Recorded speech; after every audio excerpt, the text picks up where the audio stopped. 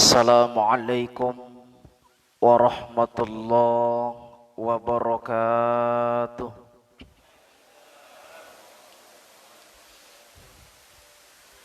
Bismillahirrahmanirrahim. Alhamdulillahi rabbil alamin.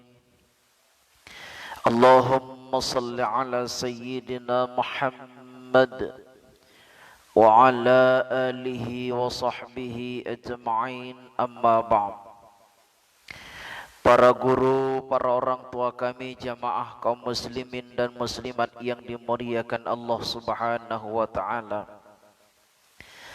Alhamdulillah, mari kita senantiasa bersyukur kepada Allah Subhanahu wa taala atas segala limpahan rahmat dan karunia yang telah Allah berikan, sehingga pada subuh ini kita kembali diberikan kesehatan dan kesempatan oleh Allah untuk dapat hadir di masjid yang sangat mulia ini.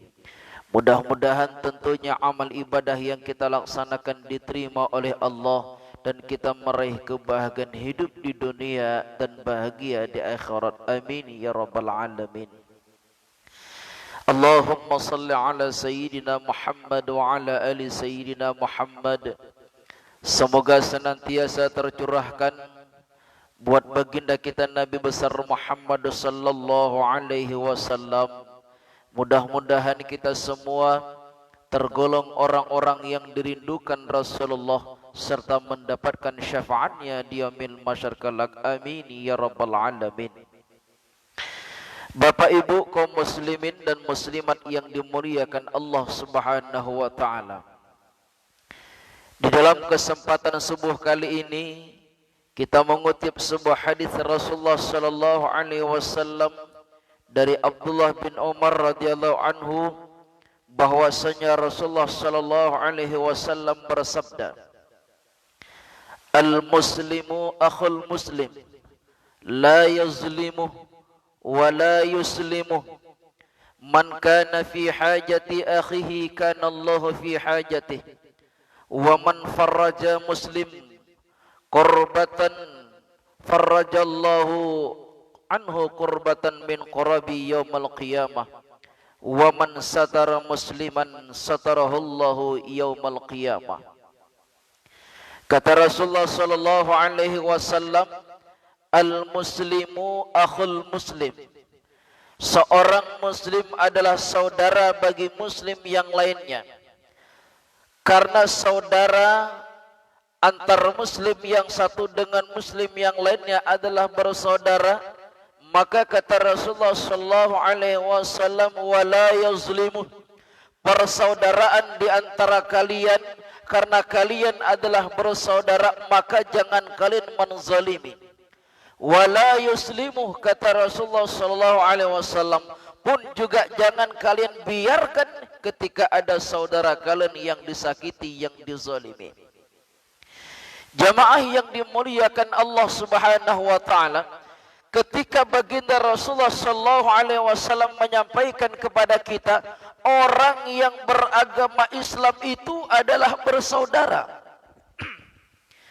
Maka tatkala hakikat kita adalah orang-orang yang bersaudara, bagaimanapun keadaannya, bagaimanapun status sosialnya, taatkah ia kepada Allah Subhanahu wa taala atau tidak taat kepada Allah, kita umat Islam adalah orang-orang yang bersaudara. Persaudaraan yang diikat oleh akidah yang benar, persaudaraan yang diikat oleh akidah yang sama, inilah Rasulullah membimbing kita umatnya, la yazlimu, jangan kalian menzalimi saudara kalian. Jamaah yang dimuliakan Allah Subhanahu wa taala, dalam pembahasan dahulu setelah kita bahas bagaimana efek azab bagi orang yang menzalimi, maka kita sebagai umat Islam perlu berhati-hati. Jangan sampai ada ucapan, jangan sampai ada perbuatan kita yang menzalimi orang lain, menuduhnya hal-hal yang tidak benar, menfitnahnya, menceritakan berita yang sebenarnya itu belum tentu kebenarannya, memukulnya, membunuhnya, dalam arti seluruh kezaliman. Kita umat Islam perlu untuk meninggalkannya. Jamaah yang dimuliakan Allah Subhanahu wa taala, bahkan yang kedua kata Rasulullah, wala yuslimu, dan jangan kalian biarkan ketika ada saudara kalian yang terzalimi. Di dalam hadis yang lain dari Anas bin Malik, Rasulullah sallallahu alaihi wasallam bersabda, unsur akhaka zaliman au mazluman. Kata Rasulullah sallallahu alaihi wasallam, tolonglah saudaramu yang zalim dan yang dizalimi.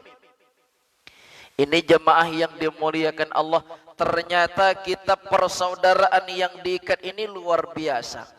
Jangankan kita dilarang untuk menzalimi, bahkan kita diperintahkan oleh Rasulullah, tolong saudaramu yang menzalimi dan yang dizalimi. Mendengar hadis ini para sahabat heran.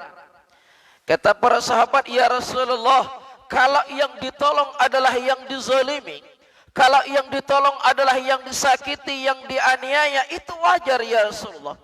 Tapi bagaimana ya Rasulullah kalau yang ditolong adalah yang menzalimi? Orang yang jelas-jelas menfitnah orang lain, orang yang jelas-jelas menyakiti orang lain, kok dia ditolong ya Rasulullah? Rasulullah sallallahu alaihi wasallam menjawab, menolong orang yang menzalimi, menolong orang-orang yang telah berbuat zalim adalah mencegahnya untuk tidak lagi melakukan kezaliman. Ini jemaah yang dimuliakan Allah, zaman sekarang memang agak sedikit bergeser nilai tersebut. Kadang-kadang orang ketika ada yang zalim dan yang dizalimi, mereka justru malah ikut-ikutan. Giliran dia pro kepada yang menzalimi, dia tambah kezaliman tersebut. Ketika giliran dia pro kepada orang yang terzalimi, maka akan balik serang kemudian.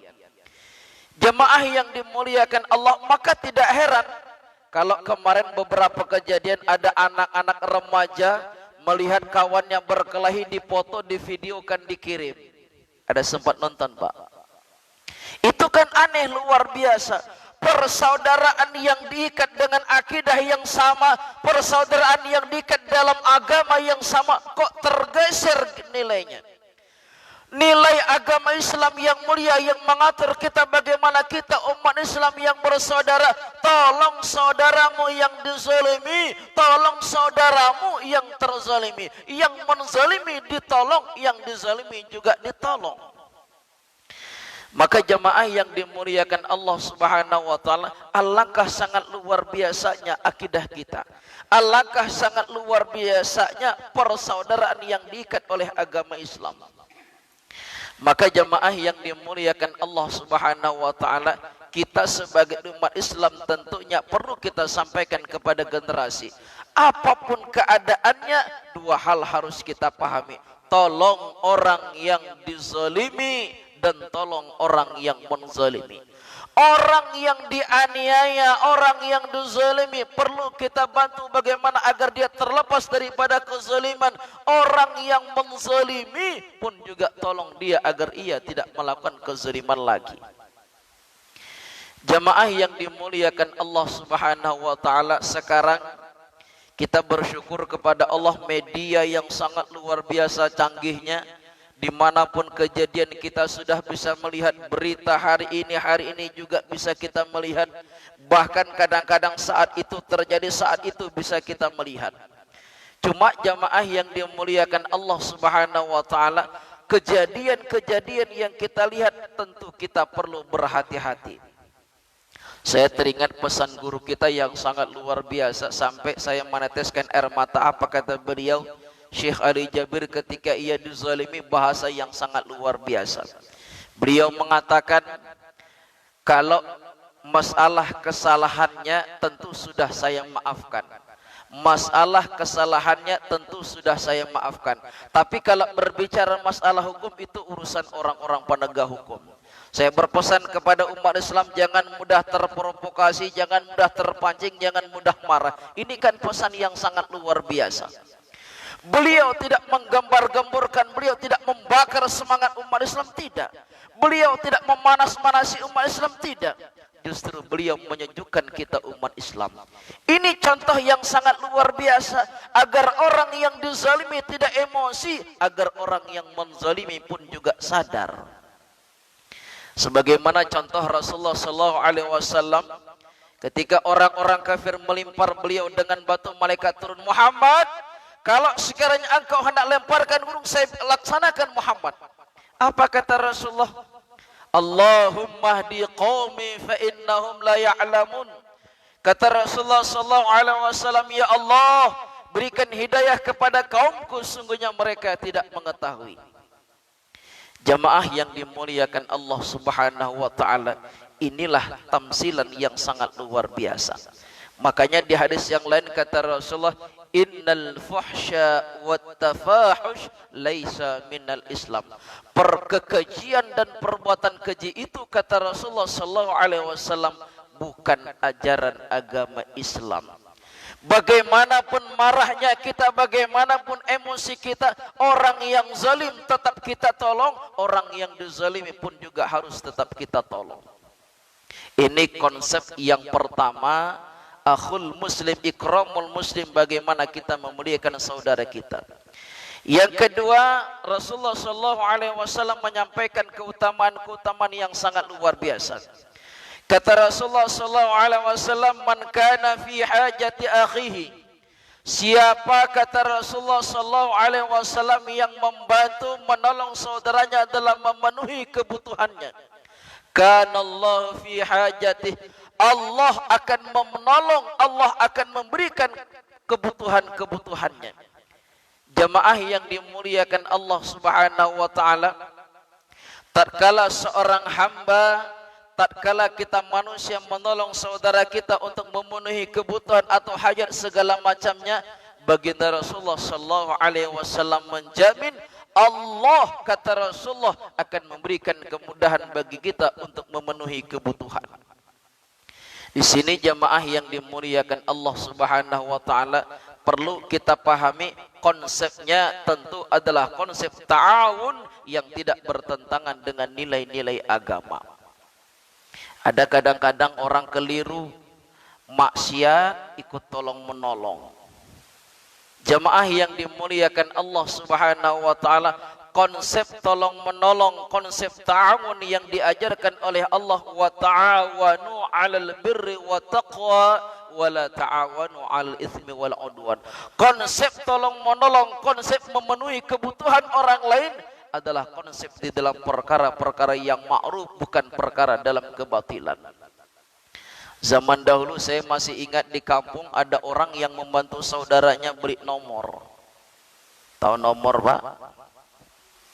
Saya kemarin ketika dibongkar, nauzubillah, ini perkara yang unik. Sekitar 1 bulan yang lewat, saya melintasi daerah orang. Ketika itu ada ibu-ibu bertanya ke saya, tak tahu tinggal aslinya di mana orang itu. Pak, tidak beli nomor, Pak. Kenal tidak, tahu tidak, tanyanya beli nomor. Saya tanya, nomor apa, Bu? Pura-pura tidak tahu ceritanya. Nomor siji lah, Pak. Luar biasa. Rupanya zaman sekarang masih ada nomor itu, Pak, ya. Ini jamaah yang dimuliakan Allah, di kampung saya dulu orang tolong menolong beli nomor. Perkara maksiat ikut tolong menolong, perkara yang baik mikir-mikir tolong menolong. Ini sudah konsep yang bergeser.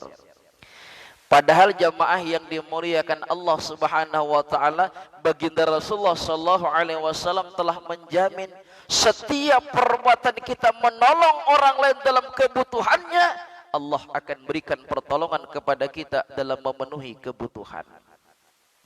Ini sangat luar biasa, Pak. Di tengah-tengah musibah corona ini, kita harus senantiasa berpikir bagaimana tetangga kita, bagaimana saudara kita pun juga sama seperti kita. Bukan malah sebaliknya, ketika ada tetangga miskin, itulah dulu malas betul bekerja. Jamaah yang dimuliakan Allah, kadang-kadang kita berpikir orang yang miskin itu malas bekerja, padahal belum tentu. Ada orang yang kesusahan, terkadang kita malah dengan mudahnya mengatakan itulah gara-gara malas olahraga. Jamaah yang dimuliakan Allah Subhanahu wa taala, Islam bukan mengajarkan mencari kesalahan orang. Islam bukan mengajarkan mengkambing hitamkan sesuatu, tapi Islam senantiasa mengajarkan mencari solusi dari sesuatu hal yang tidak baik. Itu yang pertama. Yang kedua kata Rasulullah sallallahu alaihi wasallam, man farraja am muslim qurbatan farrajallahu qurbatan min qurabi yaumil qiyamah. Siapa kata Rasulullah sallallahu alaihi wasallam, orang-orang yang menghilangkan kesusahan saudaranya, orang-orang yang membantu saudaranya dalam kesusahan, Allah akan mudahkan urusannya, Allah akan hilangkan kesusahannya nanti pada hari kiamat. Ini sangat luar biasa. Kalau kita berpikir sepintas secara akal, yang kita bantu adalah orang yang hanya seakidah. Belum lagi keluarga kita. Bagaimana dengan abang kita, bagaimana dengan adik kita, bagaimana dengan saudara-saudara kita yang jelas ada hubungan darah. Orang yang seakidah saja begitu luar biasanya diatur persaudaraan. Maka kalau kita zaman sekarang dan hari ini umat Islam mengamalkan konsep yang diajarkan baginda Rasulullah, yakin dan percaya umat Islam akan senantiasa sejahtera. Umat Islam akan mampu bangkit dari keterpurukan. Umat Islam akan senantiasa menjadi umat yang kokoh. Kenapa? Saling membantu satu sama lainnya. Ini jemaah yang dimuliakan Allah Subhanahu wa taala. Allah cinta kepada kita hambanya, baginda Rasulullah membimbing kita umatnya bagaimana kita umat Islam saling peduli satu sama lainnya. Ini apa maknanya? Mafhumnya baginda Rasulullah sallallahu alaihi wasallam benar-benar mengajarkan kepada kita untuk menghargai, menghormati orang-orang yang seakidah dengan kita. Bahkan jaminan yang disampaikan baginda Rasulullah sallallahu alaihi wasallam, orang yang memudahkan urusan orang lain, Allah akan mudahkan urusannya. Bahkan sebaliknya, orang yang menyulitkan orang lain, Allah akan sulitkan urusannya. Maka kalau pengen urusan mudah, mudahkan urusan orang lain. Kalau bisa dipermudah, kenapa dipersulit? Bukankah Rasulullah SAW pernah mengutus Muaz? Kata Rasulullah, Muaz, yassiru wa la tu'assiru, mudahkan jangan kau persulit. Basyiru wa la tunafiru, berikan kabar yang mengembirakan, jangan menakutkan. Bahkan Allah berfirman dalam Al-Quran, yuridullahu bikumul yusra wa la yuridu bikumul usra. Allah menghendaki kemudahan dan tidak menghendaki kesulitan. Konsep yang diajarkan di dalam agama Islam adalah bagaimana kita saling memudahkan satu sama lainnya. Lihat ibadah. Ibadah saja diberikan kemudahan. Tak bisa sholat berdiri, diberikan kemudahan, silahkan duduk. Tak bisa sholat duduk, silahkan berbaring. Sudah berbaring, berwuduknya tak bisa, silahkan tayamum. Wuduk tak bisa, tayamum tak bisa, tidak apa-apa. Yang penting kamu laksanakan ibadah kepada Allah. Ini kan luar biasa. Agama Islam, ibadah kepada Allah saja diberikan kemudahan. Kenapa kita terkadang bahkan menyulitkan urusan saudara-saudara kita? Jemaah yang dimuliakan Allah Subhanahu wa taala, dah 25 menit rupanya, Pak. Terakhir, man satara musliman satarahullahu yaumal qiyamah. Siapa kata Rasulullah sallallahu alaihi wasallam yang menutup aib dan kejelekan seorang muslim, Allah akan menutup kejelekannya pada hari kiamat. Ini sangat perlu kita pahami, kita amalkan dan kita ajarkan kepada anak-anak kita. Di tengah-tengah zaman sekarang kadang-kadang kita lihat di media sosial perkara yang tak penting, yang tak ada manfaatnya pun disebarluaskan ke orang lain. Jemaah yang dimuliakan Allah, bukankah hari ini Allah sedang menutup aib dan kejelekan kita? Bukankah dulu kita pernah melakukan yang diharamkan oleh Allah tapi orang tidak tahu? Bukankah itu bahagian daripada Allah sedang menutup aib dan kejelekan kita? Kenapa kita terkadang buka aib orang? Kenapa kita terkadang ceritakan kejelekan orang lain padahal tidak ada manfaatnya? Lain halnya kalau memang untuk kemaslahatan umat. Tidak ada untuk kemaslahatan umat, tidak ada untungnya, tidak ada baiknya bagi orang lain, malah kita ceritakan. Bapak Ibu mengundang saya, minta saya ngisi di masjid kita ini kan karena Allah menutup aib dan kejelekan. Andaikan kejelekan saya Allah tampakkan, jangankan bapak ibu, keluarga pun mungkin tidak bisa menerima. Begitu juga dengan kita semuanya. Allah sayang kepada kita hambanya, Allah tutupi aib dan kejelekan kita. Kenapa kita membuka aib dan kejelekan orang lain? Maka baginda Rasulullah SAW memberikan motivasi bagi kita, bagaimana kita umatnya benar-benar menjaga aib orang lain. Man satara musliman, siapa yang menutup aib kejelekan saudaranya muslim, Allah akan menutup aibnya pada hari kiamat. Bukankah apa yang kita lakukan di dunia nanti akan diputar di akhirat kelak? Bukankah apa yang kita lakukan di dunia ini nanti akan diperlihatkan di akhirat? Tapi bagi orang-orang yang menutup aib kejelekan saudaranya, mendapatkan keutamaan yang sangat luar biasa. Allah akan tutup kejelekannya. Maka yaghfiru liman yasha, Allah akan mengampunkan kepada siapa yang Allah kehendaki. Kalau Allah ampunkan, tidak menutup kemungkinan ada perbuatan dosa yang tidak ditampakkan pada hari kiamat kelak. Jemaah yang dimuliakan Allah, segenap inilah sajalah yang kita sampaikan pada kesempatan kali ini. Kita ambil beberapa kesimpulan dari hadis tadi. Pertama, Rasulullah SAW menyampaikan kepada kita, kita umat Islam adalah orang-orang yang bersaudara. Sikap kita sebagai orang yang bersaudara tidak menzalimi orang lain, baik dari ucapan kita maupun perbuatan kita. Yang kedua, tidak membiarkan saudara kita yang terzalimi, maka bantulah orang yang terzalimi dengan membantunya keluar daripada kesusahan, dan bantulah orang-orang yang menzalimi, cegah dia agar tidak melakukan kezaliman. Tutup aib dan kejelekan orang lain kalau memang tidak ada manfaatnya. Yakin dan percayalah, Allah akan menutup aib dan kejelekan kita. Mudahkan urusan orang lain, Allah akan mudahkan urusan kita. Berikan hajat dan kebutuhan orang lain, Allah akan berikan pertolongan kepada kita dalam memenuhi hajat dan kebutuhan kita. Demikian yang kita sampaikan. Sebelum kita akhiri, silakan kalau ada yang perlu kita diskusikan. Allahu a'lam. Ada Pak? Kalau ada silahkan. Kalau tak ada, alhamdulillah, berarti selesai. Ya.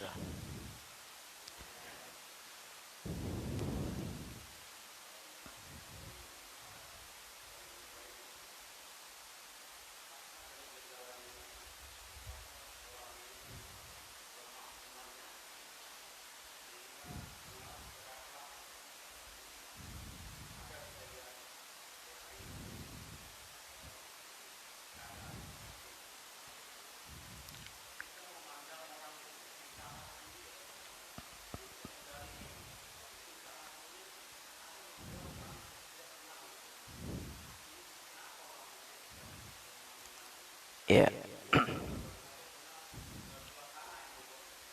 Ya. Baik. Terkadang orang mudah menzalimi orang lain dari ucapannya yang menyakitkan, dari perbuatannya yang menyakitkan. Apa sebenarnya ini? Jemaah yang dimuliakan Allah, pertanyaan ini sebenarnya tidak bisa dijawab sesungguh-sungguhnya. Kenapa? Karena itu masing-masing orang terkadang punya keinginan yang berbeda-beda. Ada orang yang menyakiti saudaranya karena memang hendak membalas perbuatan saudaranya. Ada orang yang menyakiti saudaranya karena ada unsur keinginan di balik perbuatan zalimnya. Maka jemaah yang dimuliakan Allah Subhanahu wa taala, perlu kita pahami bersama. Saya teringat Ustadz Adi Hidayat dalam menyampaikan tausiahnya menyampaikan, kata beliau, saya belum bisa memaafkan orang-orang yang begitu mudahnya menuduh saya melakukan bid'ah. Itu kata beliau.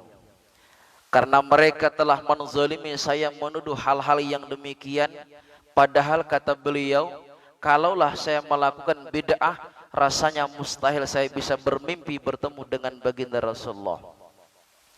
Ini jamaah yang dimuliakan Allah Subhanahu wa taala, bahagian contoh yang sangat luar biasa.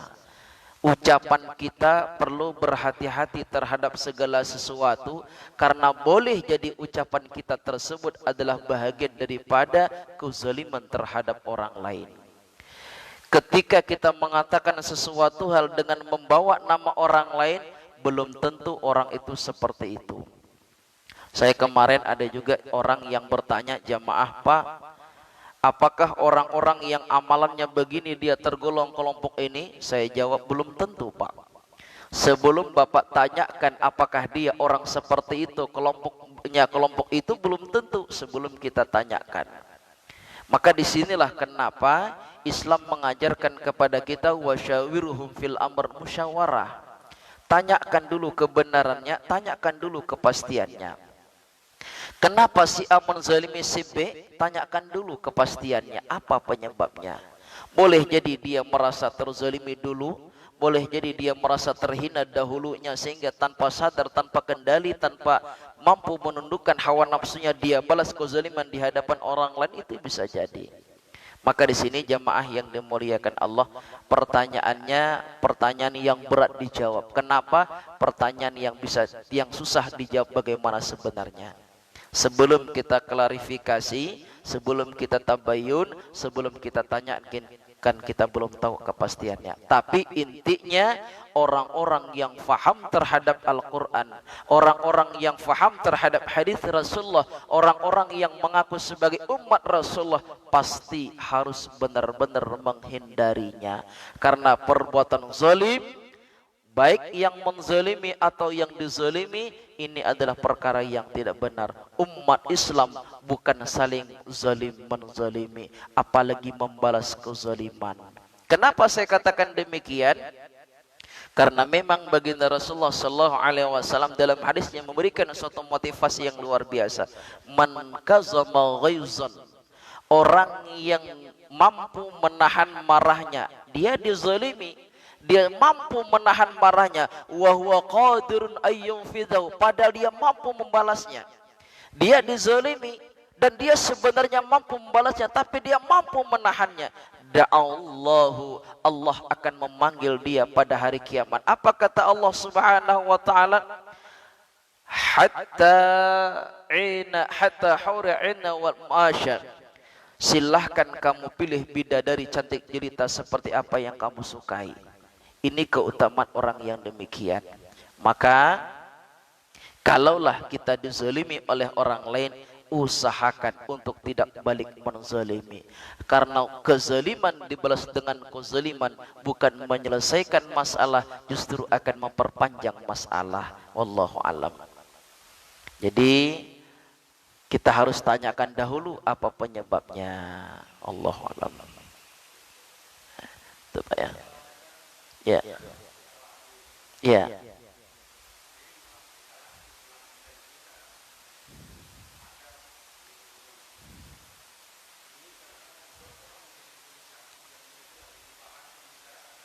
Ya.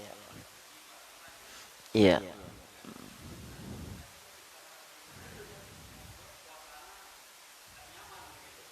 Iya.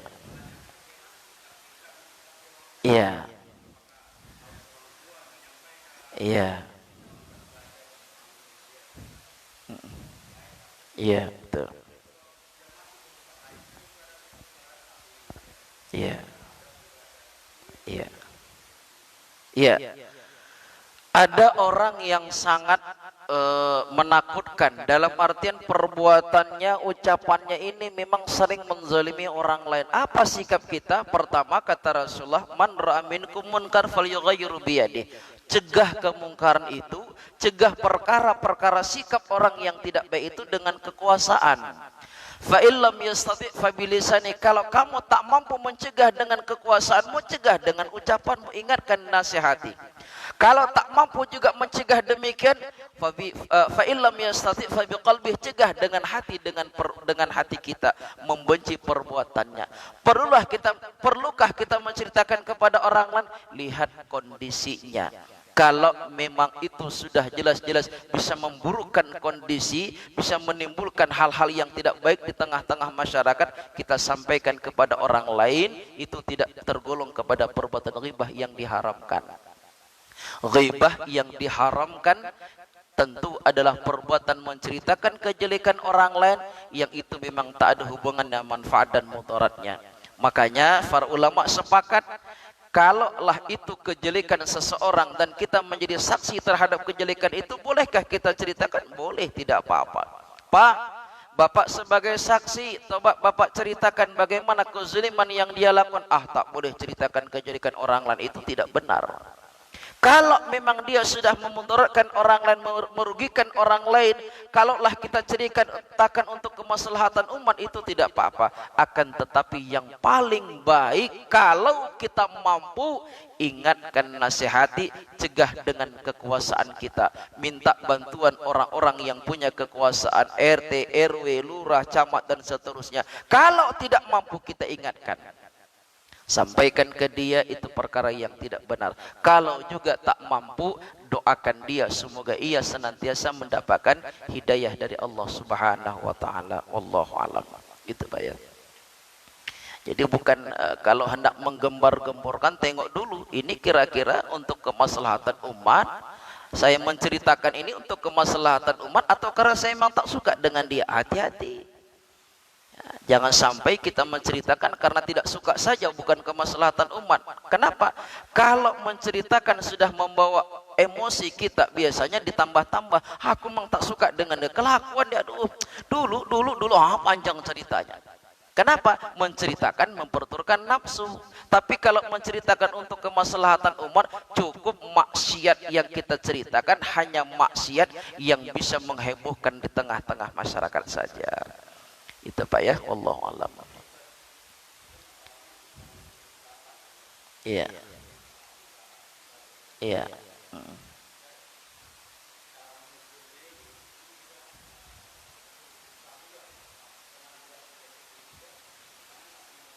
Iya.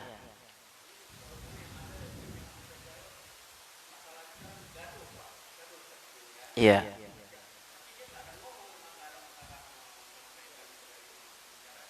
Ya, ya. Kalau berbicara masalah tingkah laku diingatkan kok malah emosi, kita ingat saja apa yang disampaikan Allah kepada Rasulullah Muhammad, innaka la tahdi man ahbabta walakinnallaha yahdi man yasha. Muhammad, kamu tidak akan bisa memberikan hidayah kepada orang yang kamu cintai, tapi Allah lah yang memberikan hidayah kepada siapa yang Allah kehendaki. Wa ma Muhammadun illa rasul. Muhammad, kamu tidak lain hanyalah seorang rasul yang menyampaikan, yang mengingatkan, yang menegur, yang menasihati, bukan memberikan kesadaran. Jadi kalau kita sudah ingatkan, malah marah dia misalkan, malah tingkah lakunya tidak bagus, kita ingatkan malah dia marah-marah, kita ingat, saya cuma mengingatkan, terima tidak terima itu bukan urusan kita. Rasulullah Shallallahu Alaihi Wasallam seorang Rasul yang menyampaikan kebenaran, menyampaikan berita yang benar, menyampaikan perkara-perkara yang benar, bukan sang pemberi hidayah. Pamannya Abu Talib tidak beragama Islam, itu bukan urusan Rasulullah Shallallahu Alaihi Wasallam. Rasulullah diberikan urusan menyampaikan kebenaran. Begitu juga dengan kita.